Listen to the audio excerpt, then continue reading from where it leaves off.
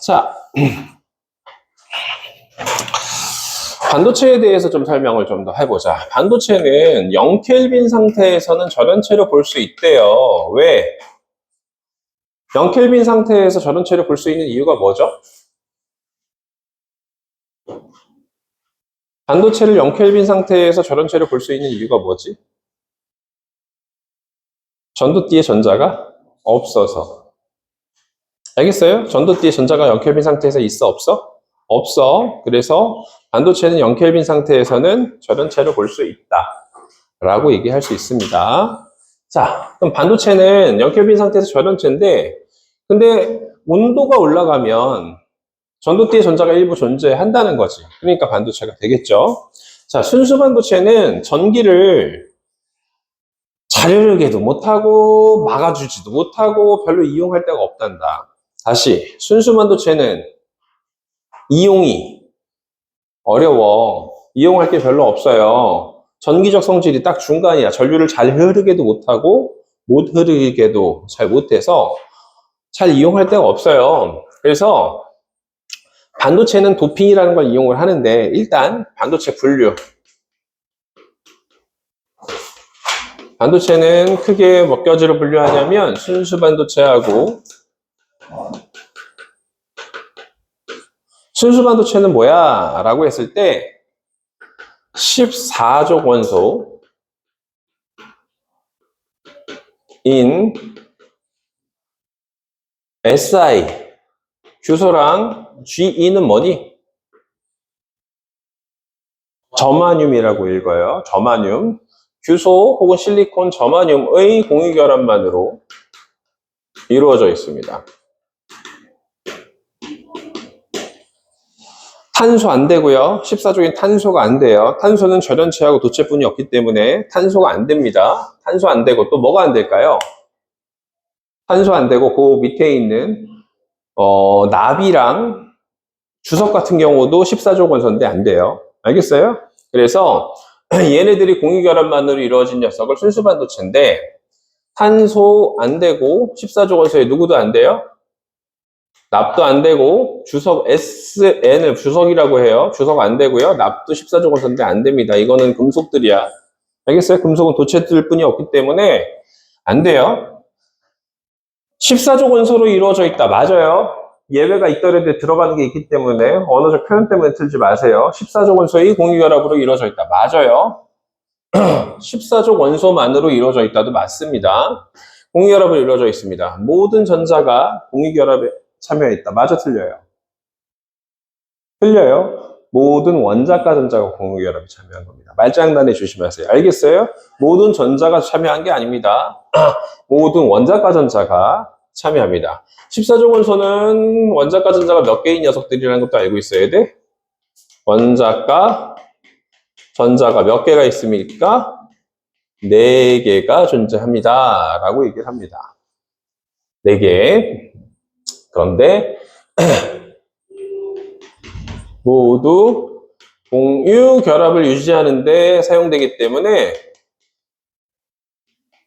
유지하려면 자유롭게 움직이기가 쉬워, 어려워? 어렵죠. 공유 결합을 유지시키는데 사용됐기 때문에 자유롭게 움직이기가 어렵습니다. 알겠어요? 자유롭게 움직이기가 어려워서 반도체는 도체와 저련체의 중간인 녀석으로 나타나요. 이용할 데가 별로 없어요. 그래서 이용하려고 불순물 반도체를 만들어.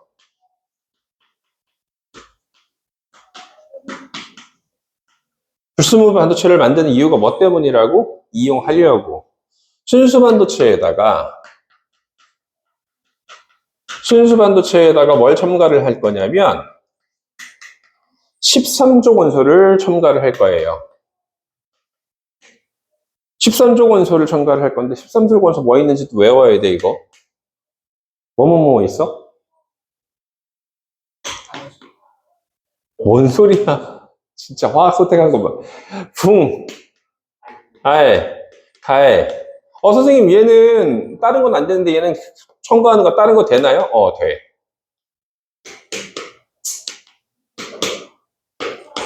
붕소, 알루미늄, 갈륨, 인듐. 붕소, 알루미늄, 갈륨, 인듐 같은 것들을 첨가를 해서 만듭니다. 그러면 얘를 불순물이라고 할 수 있는 거야. 응? 불순물을 도펀트라고 해. 불순물을 영어로 뭐라고 한다고? 도펀트라고 하고, 도펀트를 여기다가 쑥 넣는 과정을 이걸 뭐라고 하는 거야? 도핑이라고 합니다. 다시 불순물을 첨가하는 과정을 뭐라고 하는 거야? 도핑. 그렇게 되면, 도핑을 하게 되면 얘가 P형 반도체라는 불순물 반도체가 만들어진대요.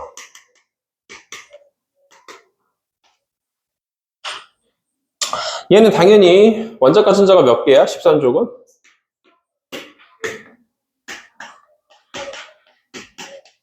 몇 개예요? 3개예요. 자, 그러면 SiSiSiSiSiSi가 전부 다 공유결합되어 있으면 공유결합을 점으로 표현할 수도 있지만 선으로도 표현할 수 있지. 공유결합을 선으로 표현하면 구조식이 되는 거죠. 선분구조식, 구조식 되는 거죠. 이렇게 돼 있는 녀석들이 이게 뭐야? 순수 반도체야. 맞아요? 그러면 이 자리에다가 13족 원소를 하나 넣을 거야, 강제로. 그러면 이 원자들이 밀려나가면서 이렇게 이 부분만 루이스 전자점식으로 표현해 볼게. 루이스 전자점식으로 표현하면 분소가 들어가게 되면 하나, 둘, 몇 개만 들어가? 3개. 그러면 SiSiSi랑 뭐 SI 거, SI 거, SI 거, SI 거. 자, 여기는 선분 표현되고 선분 표현되고 여기 선분 표현되고 선분 표현할 수가 없네요. 자, 그리고 이 자리에 옥텟 규칙을 만족하지 못하는 빈 공간이 하나 존재합니다. 이 빈 공간을 뭐라고 표현해요? 이 빈 공간을 양공이라고 표현합니다. 다시 뭐라고 표현해요? 양공, 전공이라고 합니다. 양공이 나타납니다. 양공이 발생을 했다고 표현하는 거예요. 양공은 언제 배웠어? 원자가 띠에 있던 전자가 어느 띠로 올라갈 때? 전도띠로 올라갈 때 빈자리가 발생을 하고 이때 뭐가 발생했다고? 양공이 발생을 한다고 했었지. 근데 이 양공은 어느 자리에서 발생했어? 원자가 띠에서 발생한다는 거고 기억하세요. 알겠어요? 그럼 얘도 이거는 실제 모습이고 에너지띠 모습으로는 다시 원래 모습으로는 에너지띠 모습으로는 그럼 어떻게 되느냐? 이건 이제 당연히 알 것 같으니까 지울게. 이건 당연히 알 것 같으니까 지울 거고 P형 반도체의 원자가띠 P형 반도체의 전도띠 이렇게 있으면 양공은 어디서 발생을 해요? 공유결합에 참여하지 못하는 빈 공간은 어디서 발생을 해요? 원자가띠에서 발생한다고 꼭 기억해놔. 다시 어디서 발생을 해? 이 경우도 원자가띠에서 발생해. 근데 또 하나 더 있어. 신기하게 도핑하는 순간 새로운 에너지 주진이를 하나를 만들고 도핑하는 순간 뭘 만들고? 새로운 에너지 주진이를 하나 만들고 거기에 뭐가 만들어져요? 양공들이 만들어진대요. 응? 하나는 아니겠죠. 왜냐면 같은 에너지 주진에는 동일한 녀석이 없어야 되기 때문에 하나는 아니겠지만 새로운 에너지 주진을 만듭니다. 그러면 띠틈 띠 간격이 어떻게 되는 현상이 생겼어? 가까워지는 현상이 생겨버렸어. 얘를 새로 만들어버렸기 때문에. 왜 만들었나요? 나도 몰라. 물어보지 마. 그냥 얘가 만든 거야. 도핑하는 순간 얘가 만들어져. 알겠어요? 그러면 띠틈 띠 간격이 어떻게 되는 효과가 생겨? 좁아지는 현상이 생깁니다. 전기 전도도가 좋아지죠.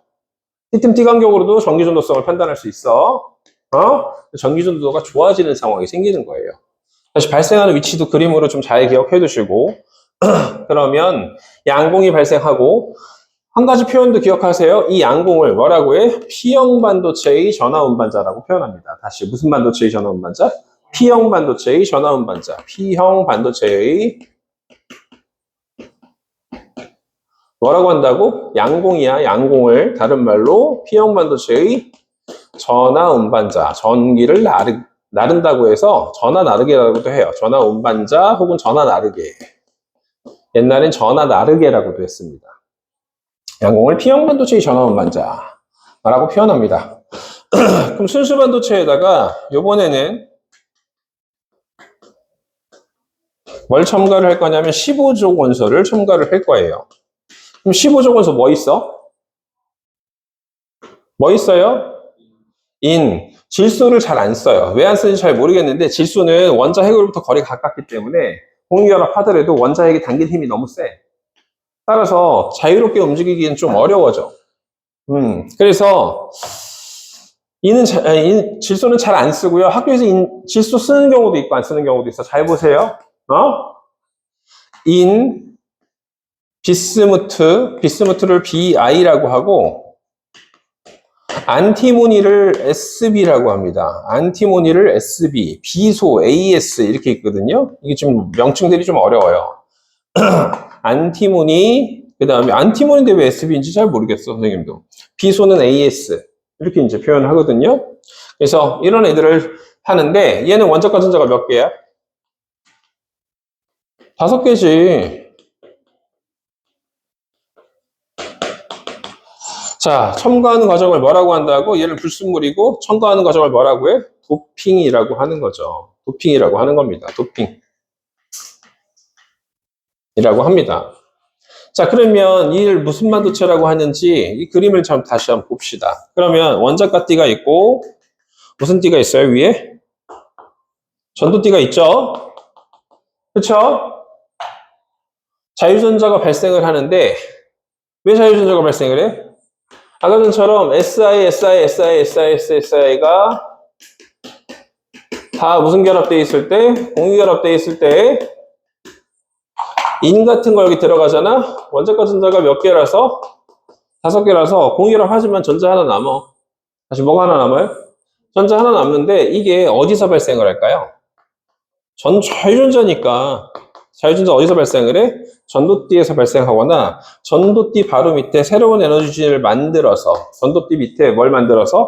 새로운 에너지진을 만들어서 존재하게 됩니다. 그럼 띠틈띠 간격이 또 어떻게 되는 효과가 생겼어? 좁아지는 현상이 생겼죠. 그러면 전기전도도가 어떻게 됐다고? 좋아졌다 이렇게 표현한다는 거지. 전기전도도가 좋아집니다. 자, 얘를 갖다가 뭐라고 하는 거고? 무슨 형 반도체라고 하고? N형 반도체라고 합니다. N형 반도체라고 해요. 알겠죠? N형 반도체라고 하고 P형 반도체, N형 반도체 이렇게 얘기를 하고 전기전도도가 누구보다 더 좋아? 전기전도도는 누가 더 좋다고? 불순물 반도체가 더 좋습니다. 왜? T팀T 간격이 어떻게 됐어? 좁아졌어. 그래서 전기전도도야. 전기전도도는 시그마라고 하죠? 시그마라고 그냥 써할게요. 시그마는 불순물 반도체가 더 좋아졌다. 야, 근데 이 짓을 굳이 해가지고 도체처럼 만들 이유가 없잖아. 도체가 있는데. 추가적인 작업을 해서 이걸 만들 이유가 없단 말이야. 전기전도가 좋아진 걸 굳이 만들 필요가 없어. 근데도 이걸 만든 이유가 얘를 신기하게 뭐 해보니까? 붙여보니까, 둘이 뭐 해보니까? 붙여서 보니까 특이한 특성이 나타나더래. P형하고 N형 반도체를 붙여서 이용합니다.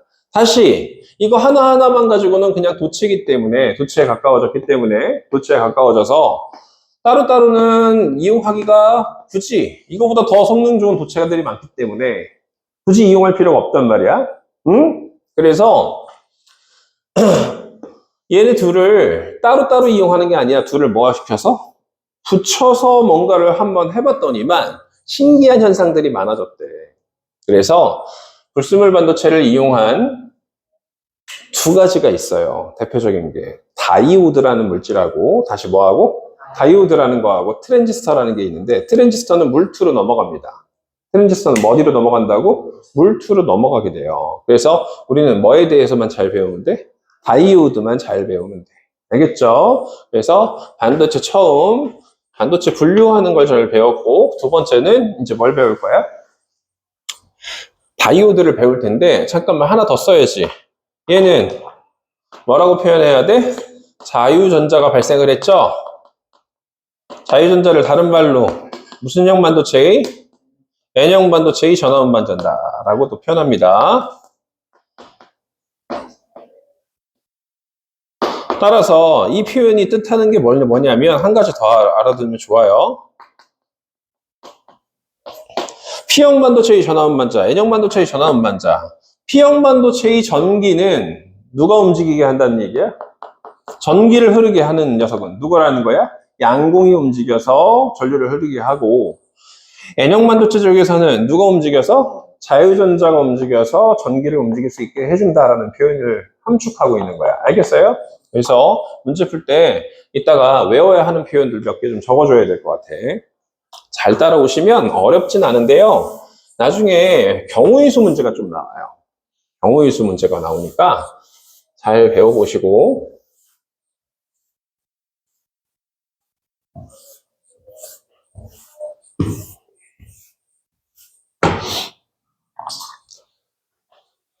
자, 두 번째, 이제 다이오드를 배울 거야, 얘들아. 다이오드. 다이오드라는 게 뭐냐면, PN 접합 다이오드다, 이렇게 표현합니다. 이 P 빼기 N이라고 안 읽고요. 그냥 무슨 접합? PN 접합. PN 접합. 다이오드. P 빼기 N 접합이라고 안 읽어요. PN 접합 다이오드라고 해요. P형하고 N형이 뭐에게 있기 때문에 붙어있기 때문에 같은 뜻이야. 다이오드는 모든, 그러니까 이 뜻이 뜻하는 게 이 문장이 뜻하는 게 뭐야? 모든 다이오드는 P형하고 N형이 결합되어 있다. 모든 다이오드는 뭐가 결합되어 있다? P형하고 N형이 결합되어서 붙어있다. 이렇게 얘기를 합니다. 다이오드의 회로에서의 기호를 외우래요. 옛날에는 기호까지 외우라고 안 했는데 기호 모르면 요즘 틀리더라고. 자, 다이오드 회로에서의 기호는 이렇게 해놓고 P, 이쪽은 몇? N, 이렇게 해서 안쪽에다 써도 상관없고, 이렇게 쓰거나, 또는 요거랑 똑같은 표현이 이 화살표를 표현하고, 이렇게 짝대기 그으면 얘도 다이오드인데, 얘가 P형이고, 얘가 무슨 형이야? N형이야. 또 하나, 실제 다이오드 모습은 이렇게 생겼어요. 여기에 선이 하나 있습니다. 그러면 다이오드에 선이 있는 쪽이 무슨 형이라는 거야? N형이고 이쪽이 무슨 형이라는 뜻이야? P형이라는 뜻이야. 알겠어요? 모습을 보고 N형하고 P형을 이제 알아야 돼, 기호를. 다이오드에서 가장 중요한 기능을 좀 봐야 되는데, 이 기능을 뭐라고 하냐면, 정류 기능이라고 해요. 다시 무슨 기능이라고 해? 정류 기능, 정류작용이라고 합니다. 다시, 다이오드에서 가장 중요한 기능을 뭐라고 한다고? 정류 기능. 자, 모든 다이오드는 정류 기능을 가지고 있다. 다이오드 종류가 또 이제 여러 가지로 나눠지는데, 모든 다이오드는 무슨 기능을 가지고 있어요? 정류 기능, 정류작용을 한다. 정류작용을 한다. 정류 기능을 가지고 있다. 작용을 한다. 그럼 정류작용을 한다고 했는데, 이 정류작용을 하는데, 정류작용이라는 단어 뜻이 뭘까요? 여기서 정자가 뭐야, 정? 정이 무슨 정자일까요? 정. 바를 정자? 정제할 정자? 아니에요. 정수기 할 때 정자야. 걸러준다는 뜻이야. 다시 뭐 한다는 뜻이야? 걸러준다는 정자야. 걸러주는 거야. 어떻게 걸러주는데요? 정류 기능은 전류를 한 방향으로 흐르게 하는 기능이야. 다시. 전류를 어떤 방향으로 흐르게 한다고? 한 방향으로 흐르게 하는 기능이야. 전류를 한 방향으로만 흐르게 하는 기능이에요.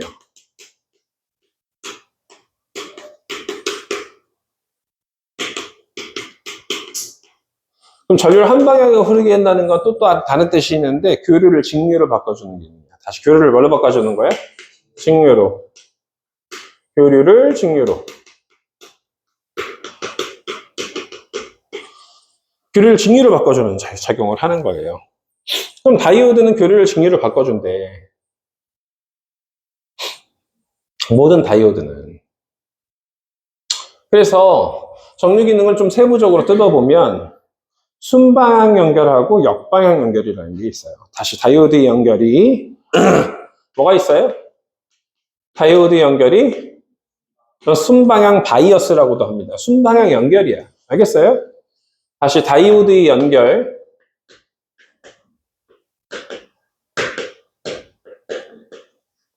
무슨 연결이 있어요? 순방향 연결이 있고요. 순방향 연결은 전류가 흐를 수 있는 방향의 연결이야. 전류가 뭐 할 수 있는 방향의 연결이야?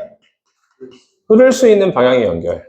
전류가 흐를 수 있는 방향으로의 연결. 전류가 흐를 수 있는 방향으로의 연결.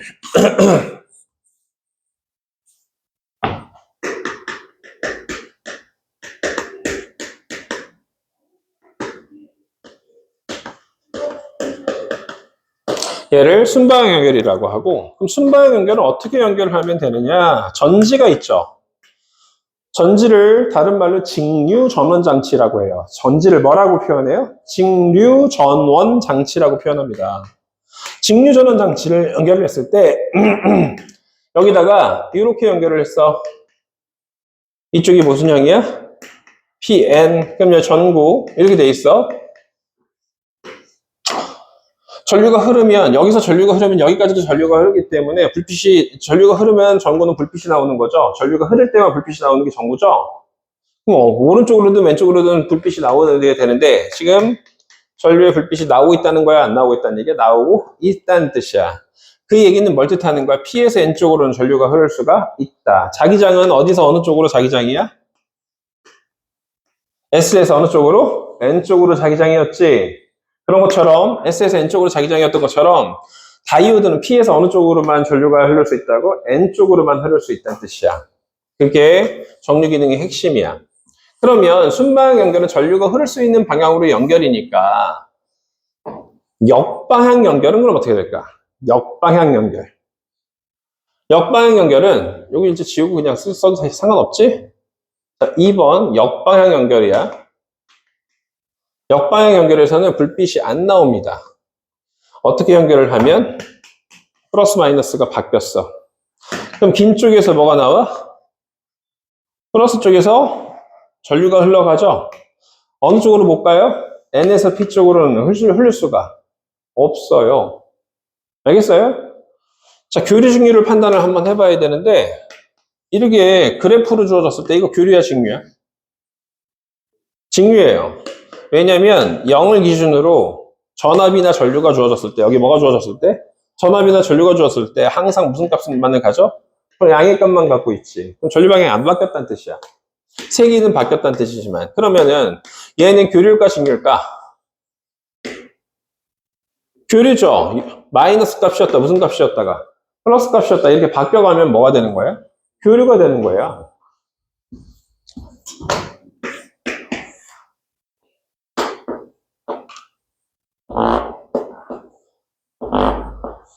교류일까요? 직류일까요? 직류. 마이너스 0, 마이너스만 흘렀다는 뜻이야. 어쨌든 마이너스야. 중간에 끊어졌다고 하더라도. 그럼 여기가 만약에 여기까지 올라와서 이렇게 그어져 있고, 역시 마찬가지로 이건 뭐가 되는 거예요? 마이너스도 나타났고, 시간이 지나니까 뭐도 나타났어? 플러스도 나타났으면 교류가 되는 거예요. 알겠어요? 축이 중요해. 다시 뭐가 중요해? 축이 어디 있느냐에 따라서 교류 직류를 판단할 수 있어요. 알겠죠? 축이 어디 있느냐에 따라서 교류 직류를 판단할 수 있습니다. 역방향일 때는 불빛이 안 나와요. 알겠죠? 그럼 선생님, 이렇게 틀린 한성여고 전교 1등이 있었어. 선생님 제자애 중에 걔 지금 어디 학교 들어왔는지 모르겠는데 이런 걸 왜 틀리니? 물리 쪽으로는 전교 1등 했었는데 이렇게 돼 있어. 이렇게 돼 있어. 아니다. 이 그림에서다. 플러스지, 여기. 전류가 이렇게 와서 여기가 끊어졌으니까 여기까지는 전류가 흐르는 거잖아요. 말이 돼, 안 돼? 안 되죠. 너희들 중학교 지식을 좀 보자. 스위치가 있어. 다시 뭐가 있어요? 스위치가 있습니다. 여기 스위치가 이렇게 있고요. 여기 전구가 있어. 스위치를 닫으면 전구에서 불이 들어오죠? 열었으면은 어차피 여기서 나오는 거니까 못 들어가니까 전구에 불이 안 들어와. 그럼 플러스 마이너스를 한번 바꿔볼까요? 스위치를 닫으면 전류가 들어오죠? 스위치를 열어놓으면 여기까지는 전류가 흐르고 여기서 끊어졌으니까 불빛이 나와야 되는 거야? 아니죠. 하나의 회로에서, 회로라고 하거든? 서킷? 회로에서 한 부분이라도 뭐 하게 돼 있으면, 끊어져 있으면, 앞이든 뒤든 옆이든 그냥 어떻게 되는 거야? 다 전류가 안 흐른다고 보는 거야. 알겠어요? 거기까지 흐르고 안 흐른다는 말도 안 되는 얘기를 하시면 안 돼요. 내가 이 얘기를 왜 했어? 1등도 틀리더라고. 거짓 깽깽이 같은 걸로 틀려오니까 틀려도 뭐 되게 어려운 문제 틀려오면 얘기도 안 해. 보면 항상 어이없는 거 틀려와. 그래서 얘기를 좀 해줬어요. 그래서 다시 한번 하나의 회로에서 한 부분이라도 끊어져 있으면 그 앞이든 뒤든 다 전류가 흐른다, 안 흐른다? 안 흐른다라고 생각하세요. 알겠어요? 그래서 역방향열, 전류가 흐를 수 있는 방향이야, 없는 방향으로 연결이야? 없는 방향으로 연결이야. 알겠어요? 역방향 연결은 전류가 흐를 수 없는 방향으로의 연결을 역방향 연결이라고 한다라고 합니다. 그러면 얘를 갖다가 교류 전원에 이번엔 연결시킬 거야. 다시 뭐 연결시킬 거야? 교류 전원에 연결시킬 거야. 세 번째, 교류 전원에 연결.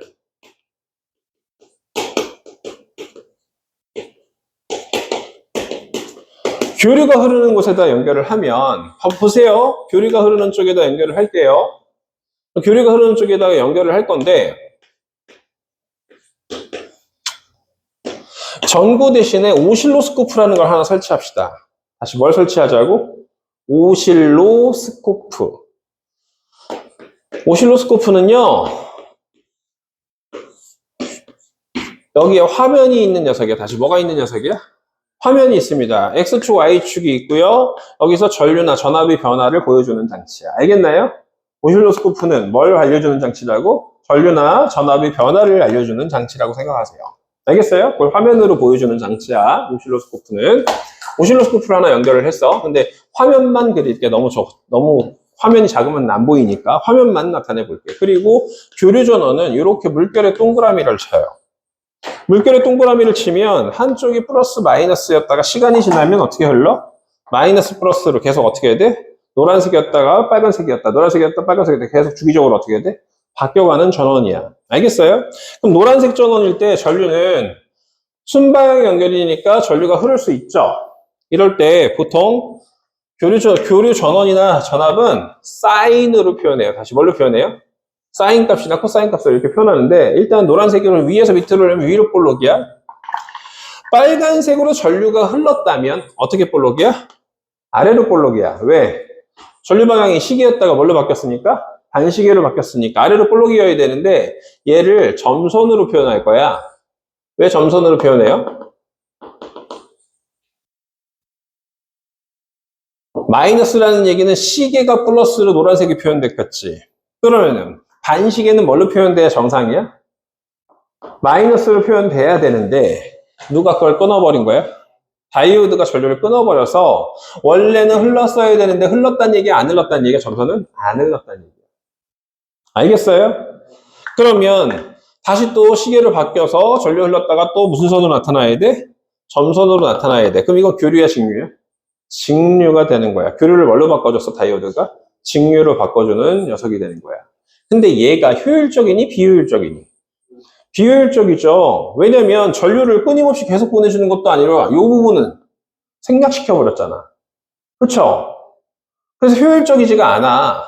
그래서 요번에 배울 내용은 다이오드를 가지고 정류회로라는 걸 만들 거야. 다시 무슨 회로를 만들 거야? 정류회로를 만들 거예요. 정류회로를 만들게요. 정류회로. 자, 칠판 지워도 되지?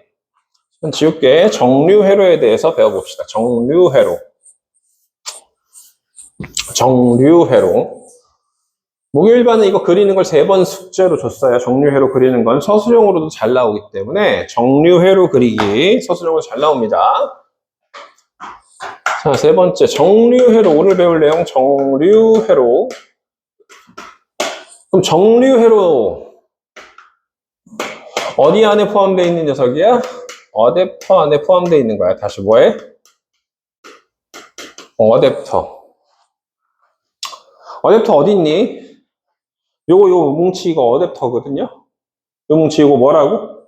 어댑터야. 이거 어댑터를 어떻게 쓰는지를 좀 얘기를 해주고 싶어. 정류회로는 어댑터 안에 있는 회로를 정류회로라고 하는데 잘 따라오세요. 자, 다이아몬드를 그릴게. 다시 뭘 그릴게? 다이아몬드를 그릴게.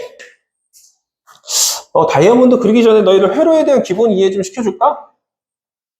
이 정류회로 그리기 전에 회로에 대한 기본 이해 좀 하자. 중학교 2학년 지식 좀 얘기 좀 해줄게. 알겠어요? 중학교 2학년 지식 좀 얘기해 줄게. 자, 저항이 얘는 무슨 연결이라고 해서 중학교 2학년 때 배웠어? 저항이 무슨 연결이야? 직렬 연결이라고 합니다. 그러면 얘가 만약에 1오음이고 얘가 만약에 2오음이었어. 어? 근데 얘가 6V야, 전지가. 그러면 하나의 저항으로 취급하는 저항을 합성 저항이라고 하는 걸 기억하니? 여러 저항을 하나의 저항으로 생각한다면 몇 오음짜리야 이거? 3오음짜리야. 직렬 연결을 더하면 돼. 그러면 하나의 저항으로 생각을 한 다음에 V는 IR을 쓸 수 있거든요. 하나의 저항으로 취급하면 6V짜리 전지에 몇 오음짜리가 있어? 3오음짜리가 있죠. 몇 암페어가 흘러가? 2암페어가 흘러가. 여기도 몇 암페어 흘러가고? 다 2암페어 흘러가는데 이건 실제 모습이 하나의 저항으로 취급해서야? 저거 취급해서지. 실제 모습에서도 똑같이 여기 2암페어, 여기도 2암페어, 저항도 몇 암페어가 지나가더래? 전부 다 몇 암페어 지나가더래? 2암페어 지나가더래. 회로에서는 뭐가 일정하다고? 전류가 다 똑같이 흘러간다. 직렬 연결된 저항 회로에서는 전류가 다 똑같이 흘러간다 라고 얘기합니다. 그러면 여기서 잘 봐. V는 IR을 합성 저항 계산해서 계산했죠. 이번에는 각 저항마다 V는 IR을 또 쓸 수 있어. 각 저항마다 V는 IR을 또 쓰면 여기 몇 볼트야? 2볼트라고 하고 여기 몇 볼트라고 해? 4볼트. 신기한 게 얘랑 어떻게 돼야 돼? 같아야 돼. 이걸 회로에서 물투 정도 들어가는 데에서는 전위라는 걸 표현하거든. 전압은 전기적 위치 에너지 차이라고 얘기를 해요. 그래서 플러스하고 마이너스인데 플러스는 6만큼의 높이 사실 물이 6m만큼 높이 올려줬다는 뜻이야. 물을 몇 미터만큼 높이 올려줬다는 뜻이야? 6. 여기는 몇으로 바라볼 거야? 0. 전기적 위치 에너지 차이를 6만큼이야. 그러면 회로를 지나가는 동안은 저항을 지나기 전까지는 전부 다 전위가 높이가 6으로 보는 거야. 저항을 지나갈 때마다 몇이 감소하는 거야? 2 감소하는 거고 저항을 지나갈 때 또 몇이 감소한 거야? 4. 높이가 6만큼 올려줬는데 2 감소하고 몇 감소한 거야? 4 감소한 거야. 그러면 전류가 이렇게 흘렀다가 다시 왜 거꾸로 안 흘러? 낮은 쪽에서 다시 높은 쪽으로는 갈 수가 없어. 알겠나요? 전위가 높은 쪽에서 전위가 어떤 쪽으로? 낮은 곳 쪽으로만 가는 거야. 다시 전위는 여기는 플러스 6만큼이고 얘는 플러스 몇만큼이야? 4만큼이고 얘는 플러스 얼마만큼이야? 0만큼이야. 전류는 전위가 높은 쪽에서 어느 쪽으로만 흘러? 낮은 쪽으로만 흘러. 더 쉽게 얘기해볼까? 전류는 높은 쪽에서 낮은 쪽으로만 흘러? 한 번 흘렀던 곳으로 흘릴 수가 없어. 왜? 전위가 높았었기 때문에 전에는. 알겠어요? 이해돼요? 그렇게 외워주셔야 돼요. 전류가 한 번 흘렀던 쪽은 다시 흘릴 수가 없다. 기억해주세요. 병렬 연결에 대해서도 조금은 알고 있어야 되는데 그것까지 설명하면 또 전투력이 괜찮으려나? 병렬 연결도 한번 해볼까요? 여기는 6오음이고 여기는 몇 오음이야? 3오음이야. 저항이 무슨 연결이라고 해요? 병렬 연결이라고 합니다. 얘도 똑같이 뭐 6V 정도 줘볼까요? 응?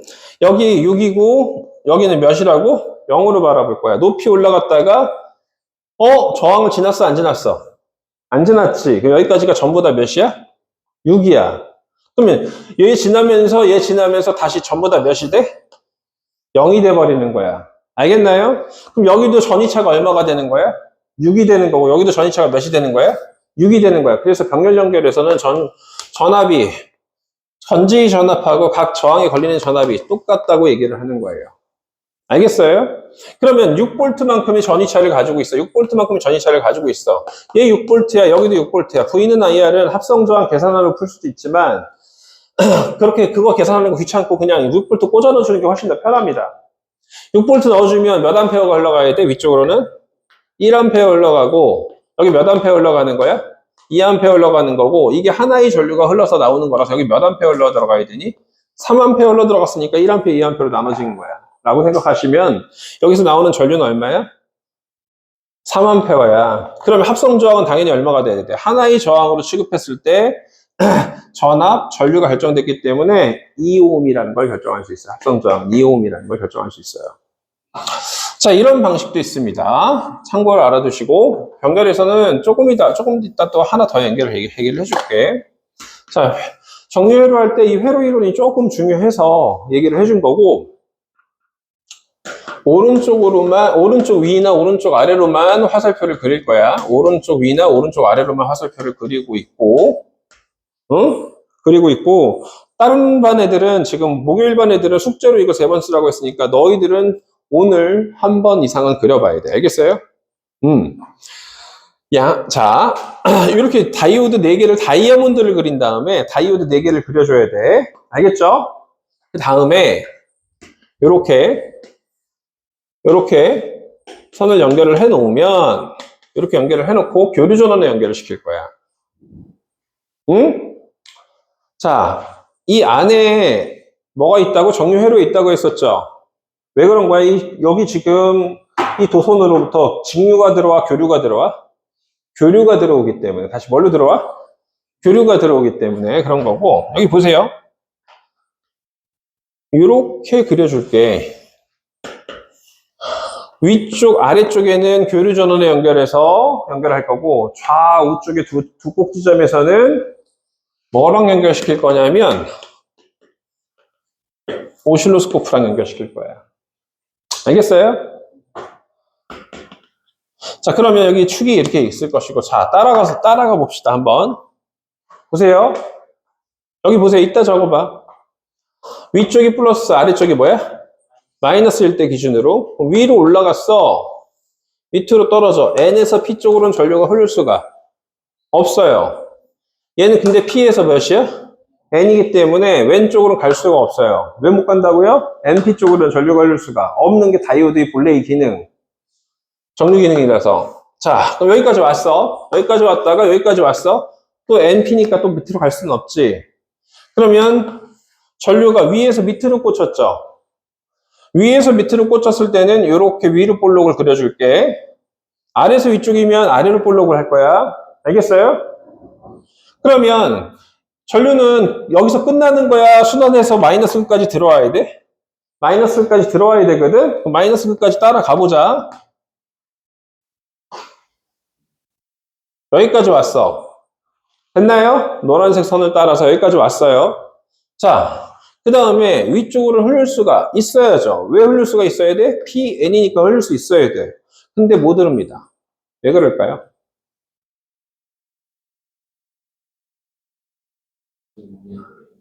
여기가 만약 12V면 여기까지가 전부 다 몇 볼트야? 12V. 여기까지가 전부 다 몇 볼트야? 12V야. 그럼 여기서 이런 전기 제품들 지날 때마다 어떻게 해야 돼? 전압이 줄어들어. 그럼 전위가 어떤 상태야?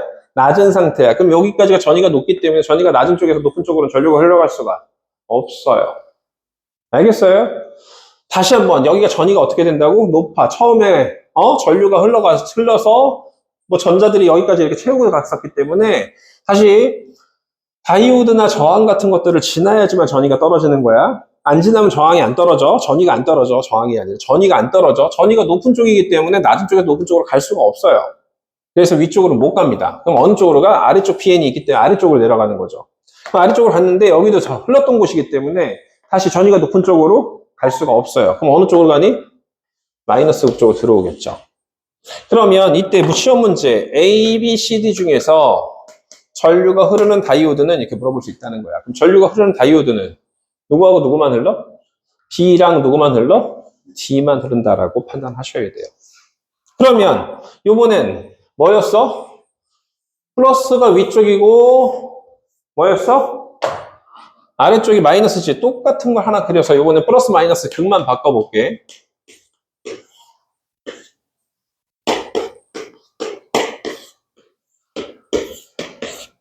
플러스 마이너스 극만 바꿔볼게요. 극만 바꿔봅시다. 그러면 오른쪽, 오른쪽, 오른쪽, 오른쪽. 왼쪽으로 그려도 상관없어요. 그러면은 교류 전원 이쪽에다 놔둘 수도 있고 뭐 바꿔서 전류 흐르는 이 방향이 중요한 거지. 이 회로의 모양을 한 번만 그려보면 돼요. 전류 흐르는 방향만 따질 수 있습니다. 니들은. 알겠어요? 그걸 따지는 게 중요한 거란 말이야. 그러면 여기도 다시 당연히 오실로스코프가 있을 것이고 이번에는 아래쪽에서 플러스 위쪽이 마이너스. 전류 따라가 보자. 쭉쭉쭉 못 가죠. 오른쪽으로 갈 수 있죠. 못 가죠. NP라서. 또 역시 어떻게 됐어? 시간 지났을 때? 위에서 밑으로 흘렀네. 아래에서 위로 올라가면 아래로 볼록이지만 이번엔 어떻게 됐다고? 위에서 밑으로. 그러면 아까 전에 원래는 이 방향으로 흐를 걸로 예측을 했는데 이건 예측했다는 뜻이야. 알겠나요? 실제로 안 흘렀다는 뜻이야. 어떻게 됐다고? 이 정류 회로가 위에서 밑으로 흐르는 걸로 바꿔줬다는 거지. 그럼 또 따라가 봅시다. 여기까지 왔어. A 다이오드야, D 다이오드야. 어디를 흘러야 돼? A 다이오드로 흘러야지. 왜냐면 여기 전위가 높은 쪽이라서 안 돼. 그럼 A 다이오드 지나서 이렇게 무슨 극 쪽으로? 마이너스 극 쪽으로 오기 때문에 전류가 흐를 수 있는 다이오드는 A하고 뭐가 흐르는 거야, 이번에? C로 바뀌는 거야. 알겠어요? 자, 지금 한번 그려보시고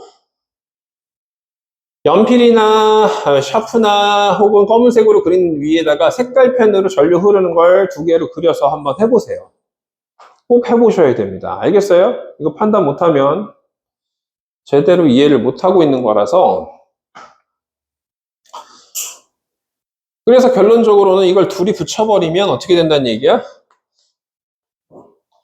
이렇게 교류를 뭘로 바꿔?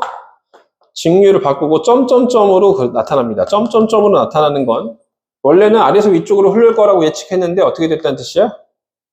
정류 회로가 위로 어떻게 해줬다는 얘기야? 뒤집어 버렸다는 뜻이야. 그럼 아까 전에 다이오드가 하나 있을 때보다 어떻게 돼? 효율이 높아지지. 에너지 손실이 없는 상황이 생긴다는 거죠.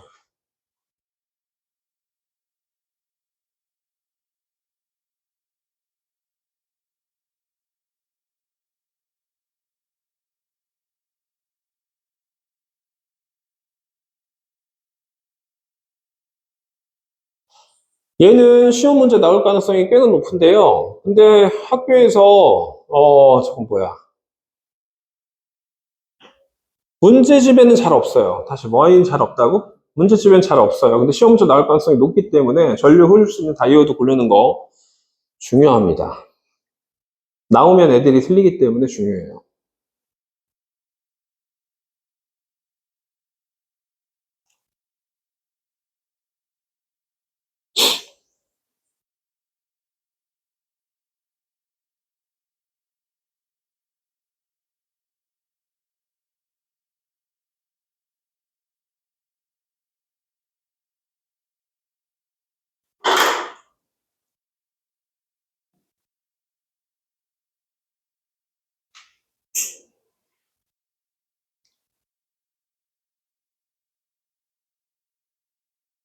자, 다이오드 하나 있을 때보다 어떻게 됐다고? 정류 회로를 연결하면 효율이 높은 직류로 바꿔준 거야. 알겠어요? 에너지 손실이 좀 덜 하는. 자, 근데 여기다가 축전기 연결이라는 거 할 거야. 다시 뭐 연결할 거야? 축전기. 평행한 두 개의 금속판을 축전기라고 해요. 몰트에밖에 안 나오기 때문에 축전기를 연결을 하면 어떤 상황이 생길까?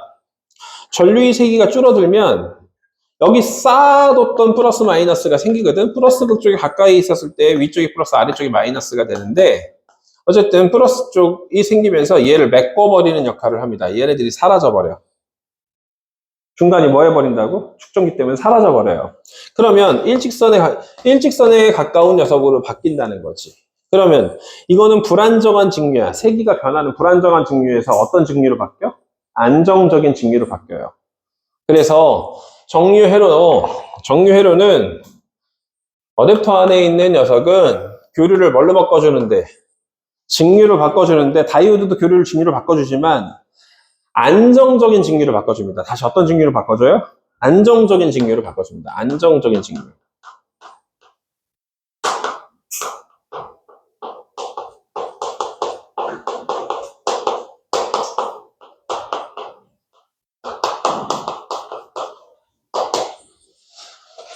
보통 발전소에서는 교류 발전을 해요. 발전소에서는 저번에도 봤지만 무슨 그래프로? 코사인 그래프로 선생님이 전류 만들어준다고 했었죠. 발전소에서 전자교도에 의해서. 그쵸? 그쵸? 코사인 그래프로 만들어진다고 했었는데 코사인 그래프로 만들어진다고 했었는데 그게 가정까지 그대로 와. 알겠나요? 교류는 불안정한 직류로 이렇게 사인 코사인 형태로 오면서 집으로 오는데 교류를 직접적으로 사용하는 전기 제품. 직류를 안 바꾸고 사용하는 전기 제품을 대형 가전이라고 합니다. 다시 무슨 가전이라고 해요? 대형 가전. 너희들 나중에 이제 남학생들이나 여학생들 중에서도 마찬가지지만 용산 전자상가, 전자랜드 가거나 혹은 테크노마트 같은 이런 대형 전자가 파는 코너가 있다면 무슨 가전 코너가 있고 소형 가전 코너가 있고 무슨 가전 코너가 있어요? 대형 가전 코너가 있습니다. 대형 가전 코너에는 뭐가 있을까요? TV, 냉장고, 세탁기 제일 대표적이에요. 알겠어요? 얘네들은 교류를 직류를 안 바꾸고 그냥 교류 자체를 쓰는 거야. 응? 소형 가전 코너가 있는데요. 소형 가전 코너에는 뭐가 있니?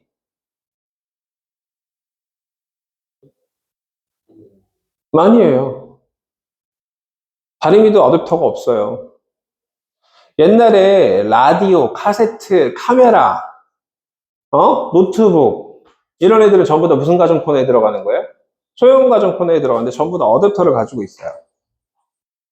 전부 다 뭘 가지고 있어요? 어댑터를 가지고 있습니다. 소형 가전은 왜 소형 가전에서 직류를 사용할까? 도선이 가늘어. 그 안에 있는 도선들이 굉장히 어떻게 돼? 가늘어. 구리선이 굉장히 얇기 때문에 열이 만들어지면, 열이 막 나오면 걔네들이 타서 어떻게 돼? 합선되거나 망가질 가능성이 굉장히 커요. 따라서 그냥 직류해야 돼? 안정적인 직류가 흘러야 돼? 안정적인 직류가 흘러야지만 회로가 잘 버틸 수 있기 때문에 그렇기 때문에 교류는 너무 불안정하단 말이야.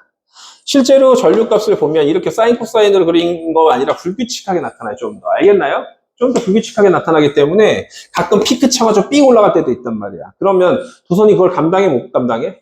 못 감당해요. 그 타버릴 수가 있기 때문에 안정적인 직류를 바꿔주는 장치가 굉장히 중요해요.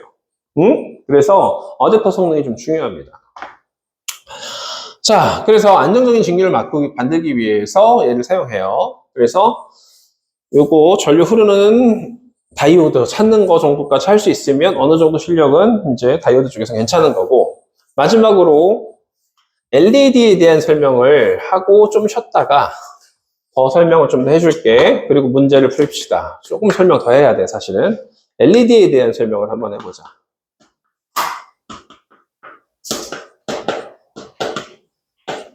나 영어 잘 모르는데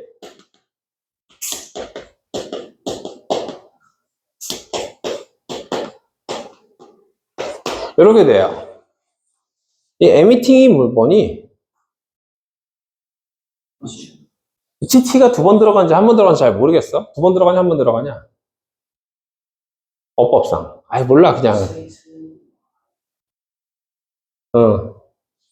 TT가 맞는 것 같아? 자, 라이트 에미팅 다이오드인데 빛 방출하는 다이오드야. 다시 뭐야? 빛이 어떻게 방출돼? 전압을 걸어주니까 빛이 방출되는 거야. 전기 에너지를 뭘로 바꿔준다는 뜻이야? 빛으로 바꿔준다는 뜻이야. 알겠어요? 전기를 빛으로 방출하는 다이오드야. 빛이 어떻게 방출되는데? 자, 우리 빛이 어떻게 방출되니? 먼저 핵이 있으면 핵 주변에 높은 에너지 준위에 있던 전자가 어떻게 되면서 낮은 에너지 준위를 떨어지면서 뭐가 방출돼? 선 스펙트럼에 해당되는 빛이 방출되죠. 그쵸?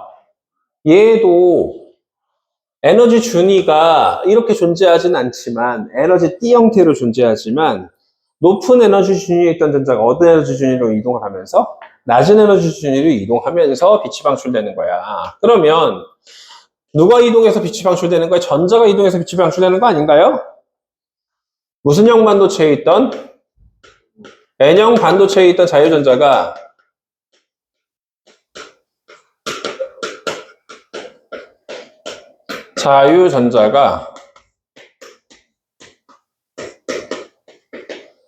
무슨 형 반도체의 양공으로? P형 반도체에 있는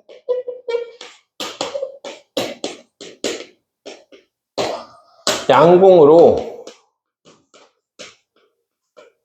이동한다를 좀 더 고급 표현으로 뭐라고 했어요? 전이할 때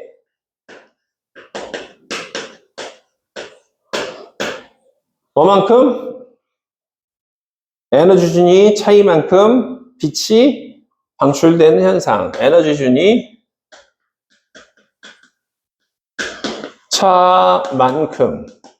그러면 대체적으로 이 에너지 준위 차는 뭐에 비슷할까? 띠틈. 다시 뭐? 띠틈, 띠간격. 띠간격 차이만큼. 비슷해요. 만큼 빛이 방출되는 현상이야. N형 반도체에 있던 자유전자가 P형 반도체 양봉 쪽으로 움직이려면 이때 우리는 이 문장에서 느낄 수 있어야 돼. 누가 더 에너지가 높았어야 돼? P형 반도체의 양봉이 에너지가 높아 N형 반도체의 자유전자가 에너지가 높아야 돼? P형 반도체의 양봉보다 N형 반도체의 뭐가? 자유전자가 더 에너지가 더 어떻게 돼야 돼? 높아야지만 그 차이만큼 뭐가 되는 거야? 빛이 방출되는 거지. 그러면 여기서 대체적으로 떨어진 에너지는 거의 누구야 비슷하다고? 띠틈 띠간격하고 어떻게 된다고? 비슷해요. 알겠어요? 그럼 띠틈 띠간격이 뭘 결정할 수 있다고 생각해 줘야 돼? 방출하는 빛 에너지 크기를 결정을 하겠지. 그럼 띠틈 띠간격은 어떻게 만들 수 있어? 이 차이를 내가 어떻게 조절해? 도핑하는 물질을 바꿔서. 다시 뭘 바꿔서? 도핑하는 물질을 바꿔서 띠틈 띠간격을 조절할 수 있어. 다시 LED는 첫 번째 도핑하는 물질에 따라서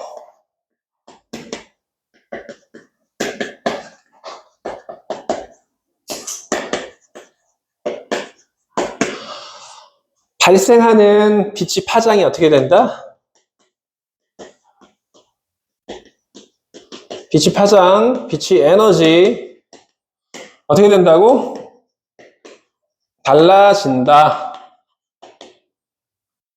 그러면 띠틈 띠간격 왜 그렇다고? 띠틈 띠간격이 변하기 때문에 도핑하는 물질에 따라서 뭐가 달라져요? 물질에 따라 뭐가 달라지기 때문에? 띠틈 띠간격이 달라지기 때문에 띠간격이 달라지기 때문에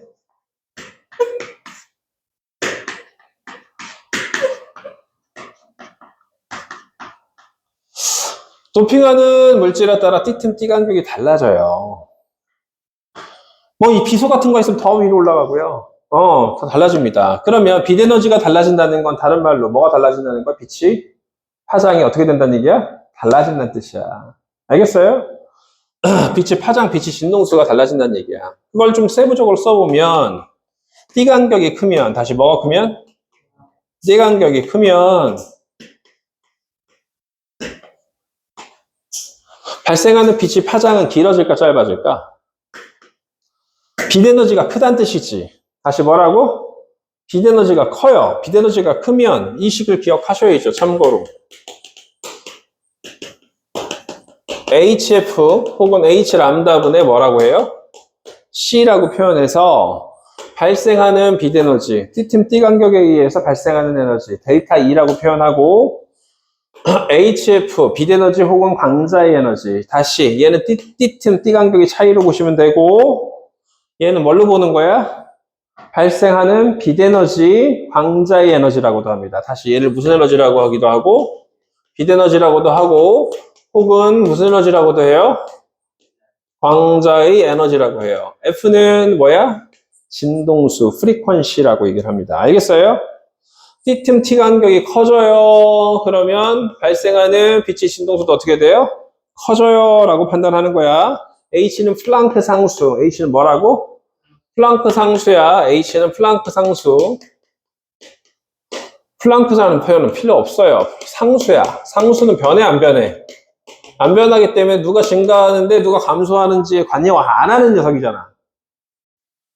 그러면 C는 누구의 속력이야? 빛의 속력도 상수지.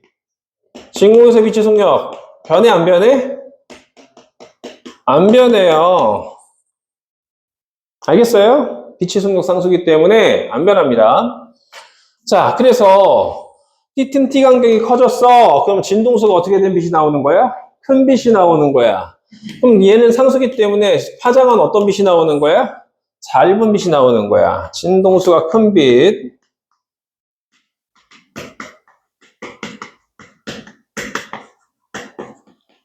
and 혹은 뭐라고 표현해야 돼? 파장이 어떤 빛이 발생을 한다고? 짧은 빛. 파장이 어떤 빛? 짧은 빛. 이렇게 나온다고요. 진동수가 큰 빛은 F가 큰 빛이란 뜻이고요. 파장이 짧은 빛은 람다 값이 작은 빛이야. 알겠어요? 둘이 같은 표현이에요. 보통 빨주노초 파남보 중에서 누가 진동을 많이 하고 파장이 짧니? 보라색 쪽이 진동을 많이 하고 파장이 어떻게 된 녀석이야? 짧다라고 표현하고, 다 상식이니까 다 외워도. 알겠어요? 상식이야, 상식. 알겠어요? 빨간색 쪽은 파장이 어떻게 된다고? 길고, 어떻게 된다고? 진동수는 작다라고 표현해. 파동담은 들어가는 친구들 꼭 기억하셔야 돼요. 자, 띠틈 띠 간격이 클수록이야. 그럼 띠틈 띠 간격이 좁을수록 진동수가 어떤 빛이 발생을 해? 작을수록이면 어떻게 돼야 돼? 진수가 작고 파장은 어떻게 된 빛이야? 긴 빛이 만들어진대요. 알겠어요? 자, 이거 꼭 기억하셔야 됩니다. 그냥 기억해야 돼요? 꼭 기억하셔야 돼요? 꼭 기억하셔야 됩니다. 자, 그러면 LED까지 설명하고 쉬려고. 두 번째, LED는 정류 작용을 할까 못할까?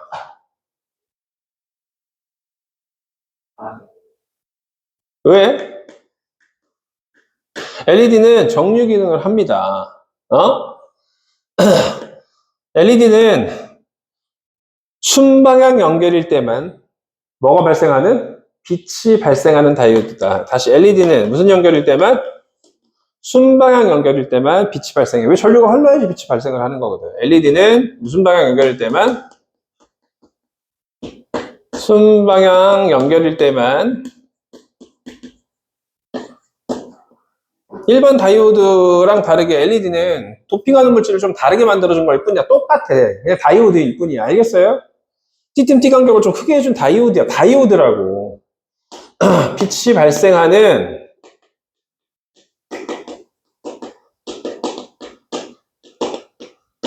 다이오드다.